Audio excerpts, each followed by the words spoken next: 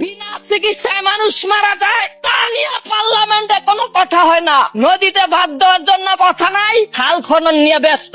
খাল খনন আমরাও চাই, কিন্তু নদীতে বাদ দিতে হবে আগে। আজকে নদীতে বাদ দেওয়ার ব্যবস্থা নাই।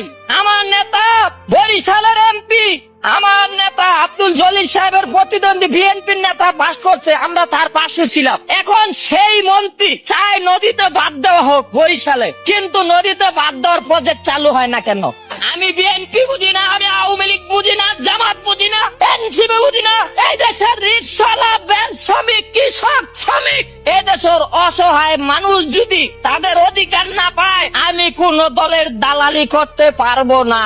আমি কোন দলের বিরুদ্ধ বলি না, পক্ষ বলি না। অসহায় মানুষ চিকিৎসার অধিকার পাবে, খাদ্যের অধিকার পাবে, বস্ত্রের অধিকার পাবে, শিক্ষার অধিকার পাবে, কর্মসংস্থানের অধিকার পাবে। এইটাই ছিল জুলাই আন্দোলনের মূল লক্ষ্য।